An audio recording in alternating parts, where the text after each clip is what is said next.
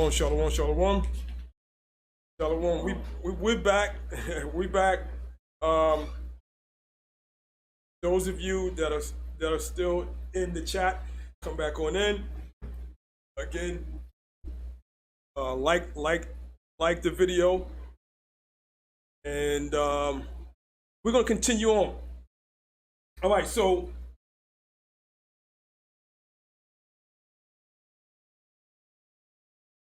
let's go back to Deuteronomy 29th chapter.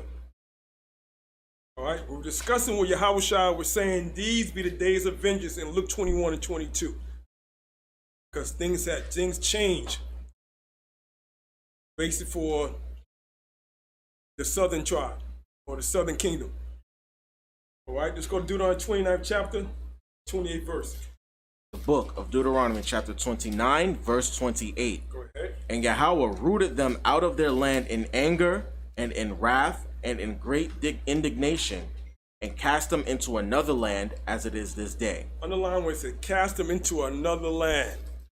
All right. This is what Yahushua prophesied in Luke 21 and verse 20 through 22. He cast us into another land. Our lives ain't never been the same ever since that. That's called the Great Dispersion. The Great Dispersion was 70 AD, one of the most horrific atrocities in world history. Now, remember I said the Bible is a primary source. So therefore, there's other books that's going to back up the Bible. Now, if you can, let's go to, still got the PowerPoint for us? Let's go to PowerPoint. After Biblical Minimalism, should be this book here. This book is it's a pretty popular book. And honestly, Israelites, really, back in the 90s, even before that, they started teaching on the street. We bought this book, and we started teaching. We made this book very, very popular. All right, so we wait till they bring it on the screen.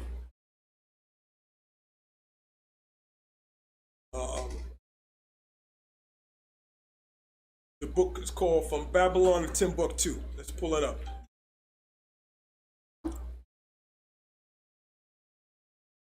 That should be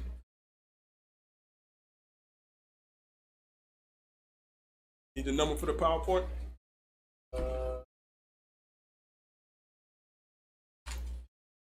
Okay, everybody see it on the screen? Everybody seen that book before, right? So that's a very popular book. And the Hebrew Israelites on Teaching on the Street, we made this book here very, very popular. Very, very popular. All right, very, very popular. All right, this now, if you don't have it, get this book. Get this book if you don't have it. Now, let's go to page 84. Famous page. This the page that the Israelites made popular. All right, page 84. And I want my reader to be with the highlighted area on page 84.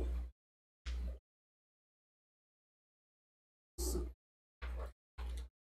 highlighted area. You can go on. I think I wrote it in there, but if you want to use the book, you can. You can. What? This is From Babylon to Timbuktu by Rudolph R. Windsor, page 84, paragraph 2. In the year 65 BC, the Roman armies under General Pompey captured Jerusalem. All right, slow down right here. Because you got to know history to understand what Rudolph is actually saying on this page. It said in the year 65 BC, all right? This is 65 years before Yahushua. Repeat. This is 65 years before Yahushua. Yahushua is not even born yet. Now, when you read the history, this is the time when you read about the Hasmonean dynasty. Right? Where the Hasmoneans were who? Anybody know the history on that? Who was the Hasmoneans? What tribe were they from? Those were Levites. Okay, which were actually descendants of the Maccabees. Those brothers, right? And they was also went by the name as Hasmoneans, as further down the line. Now, in 65 BC, there was civil war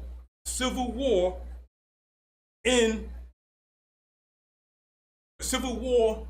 the nation of Israel. Keep in mind, the Maccabees was basically running the nation, right? Remember that at this time, you understand the history. You gotta remember also, Zerubbabel was trying to bring up the temple as well. You know the history behind that, right? So all the line or the kingships of the tribe of Judah were basically, they called the crouching lion, basically. All right, they were all in exile. But remember, the Levites was actually taking over and really running the nation. All right, now, in 65 BC, there was, you can write this down, there was a civil war amongst two Levites. All right, and their name was, one was John Hyrcanus, the second. This is Hasmonean history. Maybe we have a class on that. Maybe Ash teach a class on Hasmonean dynasty. All right, these are Levites. These were black Levites, okay, from the southern kingdom. They came through the lineage of the Maccabees, Judas and them. All right, so John Hyrcanus and his brother Aristobulus II, these are both Levite priests, and it was battling for control. All right, so it was like and this time you had, this is where you find it about Pharisees, the Sadducees, all of them came into play, all that. When Yahushua came on the scene, all that was stemming from the time of the Maccabees. But remember, between Malachi and Matthew is 400-year time period. But 65 years before that, we had a civil war to the point where John Hyrcanus wanted some help from the Romans, which was the wrong move. You can read about this in the Apocrypha. He tried to get some assistance from the Romans to help with the situation because it was getting volatile, which was the wrong move. So read that first precept again. In the year 65 BC. In the year 65 BC, the Roman armies under General Pompey captured Jerusalem. All right, so when that happened, he took the opportunity and said, you know what, I'm going to help you, but I'm going to take y'all over now. When we was fighting amongst each other, we became weak. The Romans came in, and it said General Pompey captured Jerusalem. That was in 65 BC. All right, now, let's read the next sentence that Rudolph Winston wrote. In 70 AD, 100 years later, remember that between those two sentences, 100 years don't went by. Boy, you got no history. 100 years later, 70 AD, go ahead. General Vespasian and his son, Titus. So you can underline that if you have it in your book, General Vespasian and Titus. Never forget those two names. General Vespasian and his son, Titus. All right, continue. Put an end to the Jewish state with great slaughter. Man, that was one of the worst atrocities in world history. One of them that we endured. They plundered Jerusalem. This is what Yahushua was talking about when you see the Roman armies come past Jerusalem. He was talking about General Vespasian and his son, Titus. All right, continue on. During the period of the military governors of Palestine, many outrages and atrocities were committed against the residue of the people. All right. Now, all that's in 70 AD. That's 70 AD right there. What Yahushua was referencing in Luke 21:20. Understand it? I got that. All right. Now, the next sentence Rudolph begins to write. Go ahead. During the period from Pompey to Julius. Now he's going back in history again. All right, this is before Yahushua's time. All right, you gotta know history when you read this paragraph here. This is before Yahushua's time in BC. Pompey and Julius was before Yahushua was born. All right, continue on. It had been estimated that over 1 million Jews fled into Africa. You see that? 1 million Jews fled into Africa. These are Israelites fled into Africa. Okay, continue on. Fleeing from Roman persecution and slavery. Go ahead. The slave markets were full of black Jewish slaves. Back then, and also as we're referencing transatlantic slave trade. So this book here, from Babylon Timbuktu, we made this very, very popular. All right, so that's why I said the Bible is the primary source. All books come and confirm what the Bible say. All right, now let's move along. Now, honestly, and let's show that map. Next PowerPoint. All right, you can see the map. That's the persecution in 70 AD. Now, the class is called the Tribe of Judah, Past, Present, and Future. In 70 AD, life changed. We fled into Africa. Then also we fled into Europe as well. So basically, in my next class, we're going to start studying and understanding where we have presence in Europe.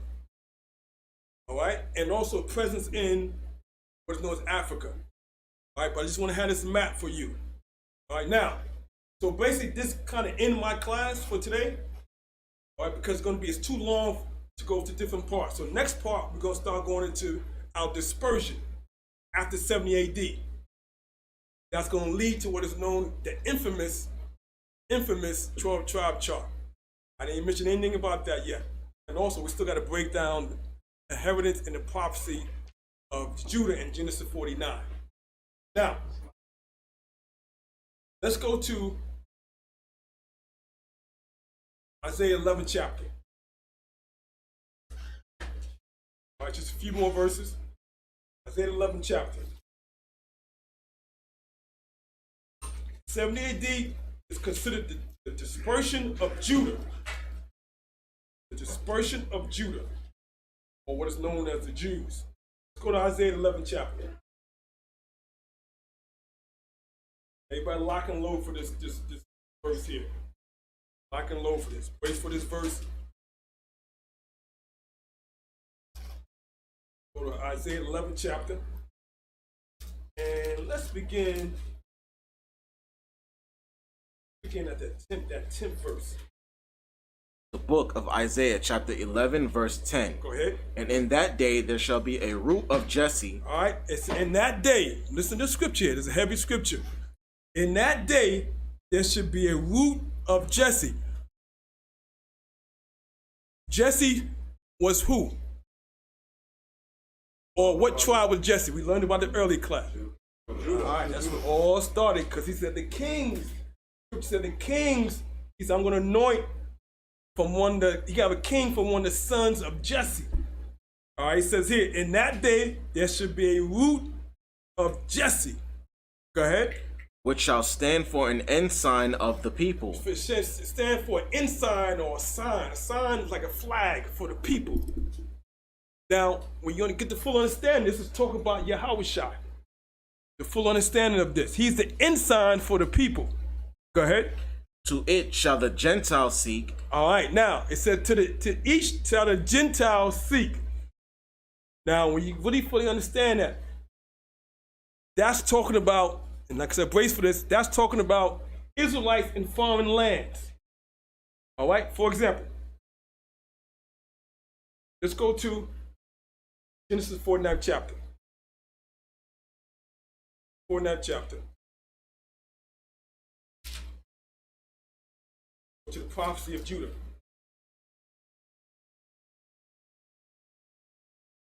Read the 10th verse. Book of Genesis, chapter 49, verse 10.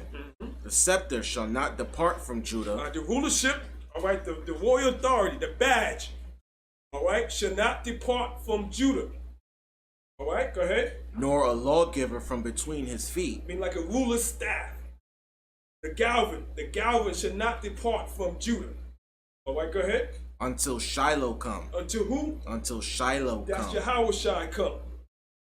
All right, go ahead. And unto him shall the gathering of the people be. All the tribes and the people. All right, go back to Isaiah 11, chapter 10, verse 10 again. Read that again. Book of Isaiah, chapter 11, and verse 10. Come on. And in that day there shall be a root of Jesse, which shall stand for an ensign of the people. Go ahead. To it shall the Gentiles seek, Okay. and his rest shall be glorious. And his rest shall be glorious. Now let's go to the book of Luke, the first chapter, to understand what it says. And his rest shall be glorious. A few more scriptures. Go to Luke, the first chapter, and give me verse 32 and 33.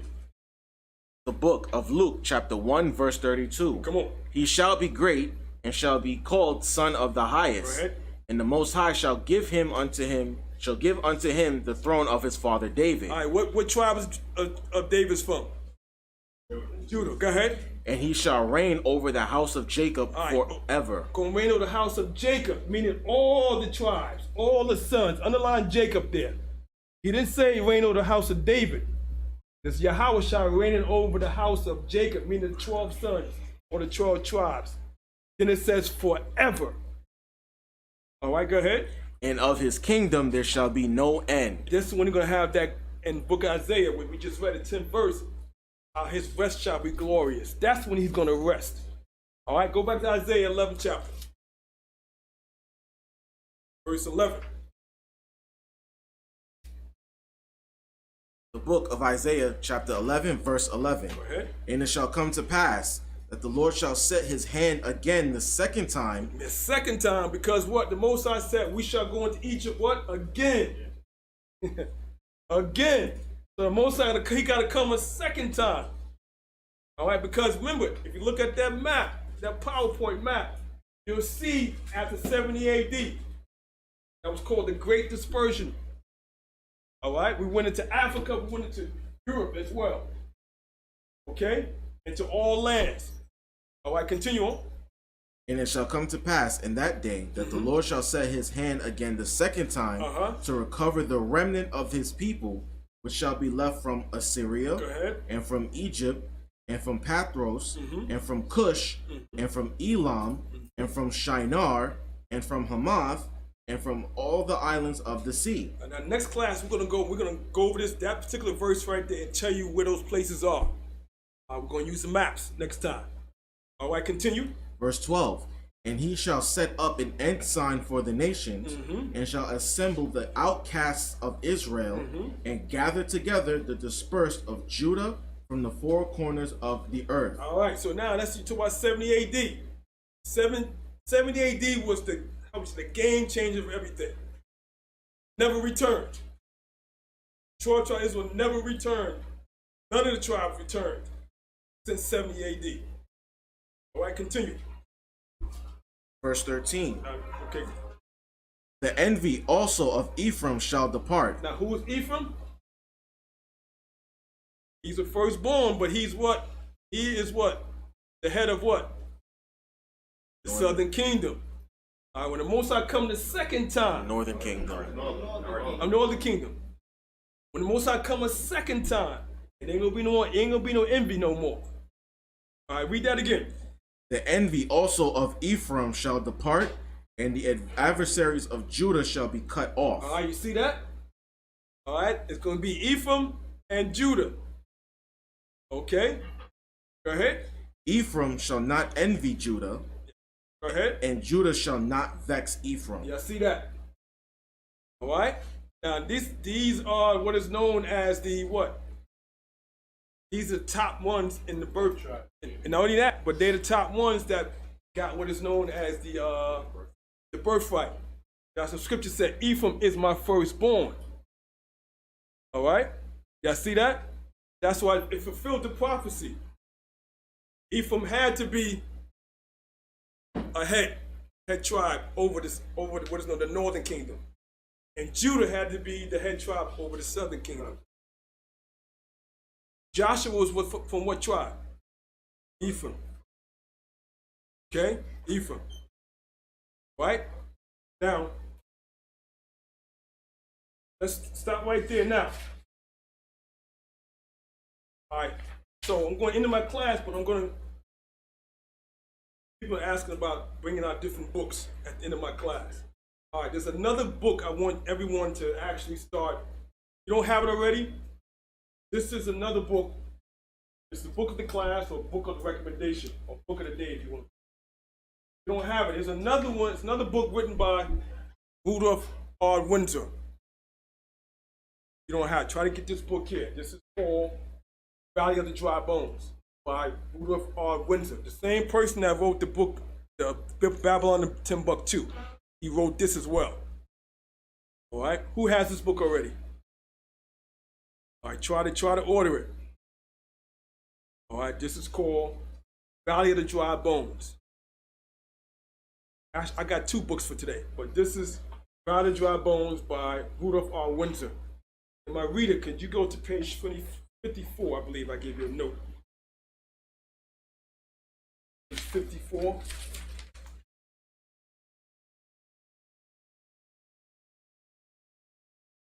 Yeah, in this book, it's a page called The Color of the Israelites. All right, let's see what Rudolph R. Windsor say in this book. Go ahead, on page 54. The Color of the Israelites from Valley of the Dry Bones by Rudolph R. Windsor. Mm-hmm. The Europeans had a reason to lie to develop white supremacy. They lied about the truth after they made it illegal for a black man to learn to read during slavery times. All right, go to the next paragraph. Paragraph 2. Does the Bible indicate definitely the color of the Hebrews? All right, so this is what R. Windsor is actually saying, Rudolph Windsor.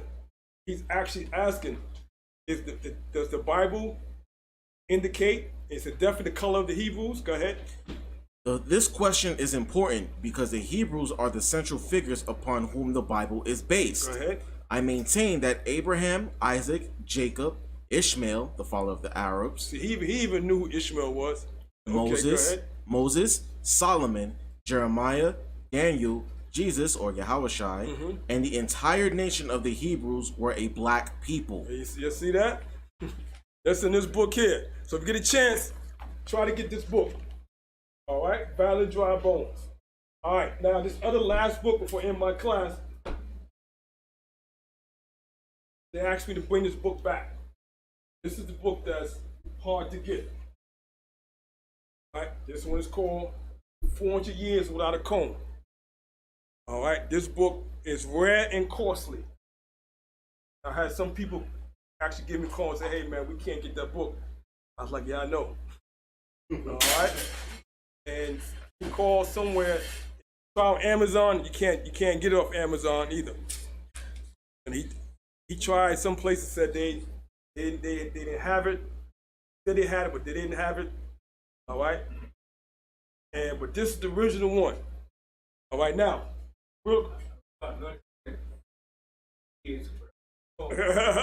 Exactly. That's why they said take this book off the market.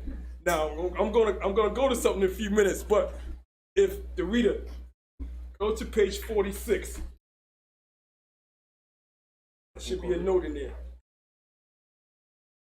This is why they don't want you to read this book.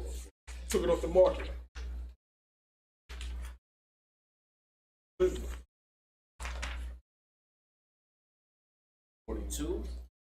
The picture. Let me see that. Should be after 47. All right. 46 or 42? No? 40. I saw 40. 340. Okay. Okay, let's start with that. It's a picture of a bunch of black children with so-called nappy hair. It says, the captives were given no means for personal grooming. It was perhaps the children who suffered the most. Often they had been separated from their parents during the capture or in the holding pens. Many had watched their parents die. All right, then it talks about the suffering of our people, especially the killed children. They couldn't groom themselves. They was devastated. All right? This book is really deep. That's why they took us off the market. All right, go to the next one. What is it? What page is that? 46. Found 46, go ahead. All right. Stripped to the minimum of coverings, pride was also stripped as prospective buyers. Both men and women viewed the merchandise. To add to the disgraceful treatment, Purchases were harshly examined, contributing to the psychological trauma. All right, we went through psychological trauma because they was constantly inspecting us on the auction blocks. All right, continue. Often naked or nearly so, All right, so we was, men and women on the auction blocks were naked, or like I said, nearly so. So just imagine the women on the auction block being naked. You know how psychological damage that can do to a person? All right, go ahead. the Africans were paraded on the auction block before large crowds. All right, large crowd. Now, they say African, they're talking about us. All right, large crowds of people. These are men and women, naked, being searched and touched before they being sold. All right, go ahead. There, they were exposed to minute examination by prospective buyers. All right, so old buyers will come by, they're checking them out, touching the women, their bodies. All this is in this book here. All right, got another page? That's 347. Picture of shackled feet. They got actual picture of shackles in this book here. Go ahead. Slave shackles came in all shapes and forms for the ankle, wrist, and arm, as well as neck shackles and neck yokes. So we had shackles on our arms, necks, feet, necks, arms, everywhere we had shackles. All this in this book. They got pictures of shackles. Can I read a scripture right in with that? Go ahead, go ahead. Leviticus 20. All right, if you want him to read it or you want to read it? As we get it. Heaven is iron, the brass of the neck, collar, and brass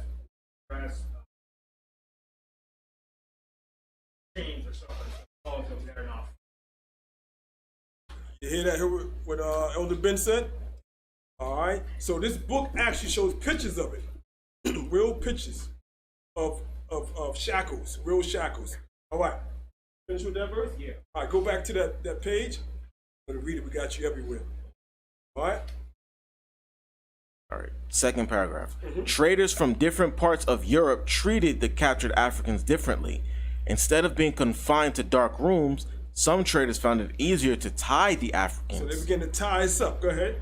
They were placed back to back and their arms bound together behind their backs. So they put us back to back. All right? They put us back to back. I hate to put these lines. They put us back to back. All right? And tied us together. All right? Go ahead. Oh, that's terrible. Go ahead. I'm sorry.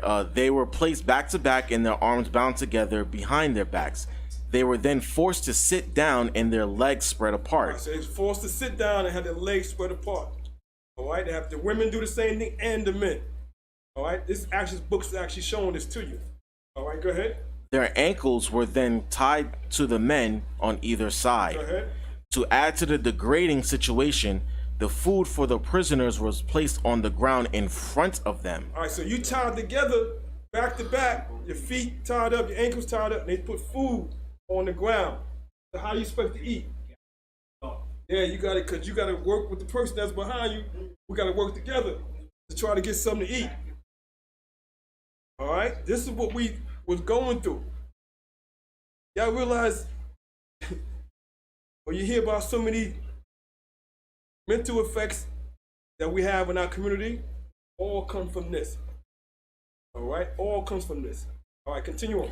With their arms tied behind them, they were forced to eat without hands. For the tall Africans, So now, Mr. Manager, you couldn't eat with your hands. So what you had to do? Just imagine you on the floor, the bowl's right there, and you got your face on the ground trying and using your tongue, whatever, to eat because your hands is tied. All right, continue. The tall, it said the what? for the tall Africans, the traders bound their hands and ankles and applied a metal collar, which was then fastened to a pole. Just imagine that. So if you my brother, you right here, who's the brother right here? Y'all brother's much taller than me. So just imagine, y'all caused some hell. All right? This is what happened to the Jews, man. It happened to us. All right? And you got another page, and we're going to end it. What page you got? All this in this book. This book is, can't get it, get it. Go ahead. Go ahead. It says, when Africans were pressed into servitude in the North American colonies, For the Jews, go ahead. they quickly learned that two things explicitly marked them as slaves, their ebony and curly hair. They black and curly hair. And the other page it said woolly hair. All this in this book here. All right? They black and woolly hair. Real quick. That's priest.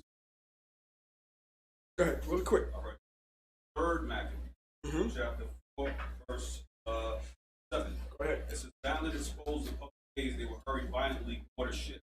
Men of these, in the prime of their youth, instead of crowns, wore halters of their nuptial dwellings of only Sheol at hand. Dragged along by unyielding chains, wild beasts. Of these had some of the necks thrust into doors, while the others were the length of the deck above them, barred out the light and shut out the day at every side, so that Incredible. Incredible. Incredible. Incredible. All right? This is our history. All right? A little bit more, we're going to end. Go ahead. It says, when Africans were pressed into servitude in the North American colonies, they quickly learned that two things explicitly marked them as slaves: their ebony and curly hair. The two things that made them as slaves was their black and curly woolly hair. Go ahead. Even the livestock of the master received better care than the slave. Yeah, see it? You hear that? All this in this book is telling you, even the livestock, they took better than us. All right, go ahead. Any personal grooming for the slave was not considered, not even a comb. Why? In the sight of slave owners, they were animals less than horses. We wouldn't even give a comb. Sister, you couldn't even comb your hair. Hair was all matted. Your hair was all matted. It was no dreads. You couldn't even get dreads. Your hair was just matted. All right. So just imagine that sister's not having a comb. We didn't have that. All this is documented history in this book here. You got one last page. All right. You had 39, right? You did 39. Okay. Now, like Ben said, this book says 400 years. All right. 400 years. Look at that title. 400 years. All right. Now, I'm going to hammer in. This is the last scripture. When was that book? It was written by a Judite in 1973. Check it out. 1973. It has a Library of Congress catalog card number. Now, this is supposed to be in the libraries. All right. And now, go online. I think it's what, $800, $1,000. Some places two. I saw one place $4,000 or $5,000 for this book. But then when you call, they don't have it. All right. Now I'm going to hammer in the 400 years. I'm going to piggyback over Ben really quick. Last scripture today, Genesis the 15th chapter. Last scripture today. This proves, right? You got to understand, Genesis 15th chapter is referencing America, not Egypt. Okay? Matter of fact, you get a chance, go watch Ben. He had a class entitled The Pharaoh That Knew Not Joseph. Watch that video. Watch that video. And he did another video called 430 Years Explained in 8 Minutes. That's another good video. Genesis the 15th chapter. Let's go straight to it. Let's go to verse 13. The book of Genesis, chapter 15, verse 13. And he said unto Abram, know of a surety that thy seed shall be a stranger in a land that is not theirs. I know for certainty that we're going to be a stranger in a land that is not ours. America is not our land. Because after 70 AD, that was a great dispersion. It was done. All right, go ahead. And they shall serve them, and they shall afflict them 400 years. Like Ben so graciously taught, we didn't spend 400 years in what is known as Egypt. We only spent 215 years. All right, from the time that, as we know, when Joseph got the birthright, that was around that same time period. Okay, same time for 215 years, started right there. Okay, it should be all come together now. They all come together. That was the same time period. When Genesis 49, when Jacob was given the blessings, that was 215 years completed. Because now you remember, he said, I've given the God of Abraham, Isaac, and Jacob. And Jacob passed it on to Joseph. Okay? Continue reading. Verse 14. Go ahead. And also that nation whom they shall serve. Which is America, the 400 years, because like I said, we're going to 400 years, America. All right? Not in Egypt. That nation, go ahead. will I judge. The Most High is going to judge. Y'all know that. Just like he judged ancient Egypt, he's going to judge America as well. And he's going through that judgment now. Because that's going to lead to what? Your liberation. Don't be afraid. All right, it's going to lead to your liberation. All right, now look at this next precept. Go ahead. And afterward they shall come out with great substance. Now, don't look for America's not going to give you reparations. Right. Y'all can forget that. They might be. You might hear politicians. They're lobbying for that, or they're recommending reparations. Reparations, what is known as used to repair. That's what get the word reparation. It's for repair. They want to repair you. All right. That's not going to happen for America. Who's going to repair you? The Most High. He's the one going to give you that great substance. That's the reparation going to come from the Most High.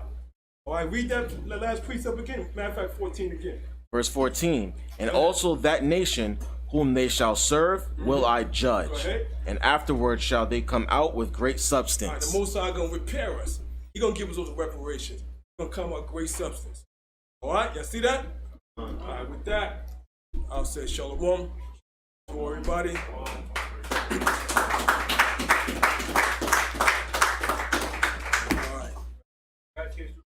Come.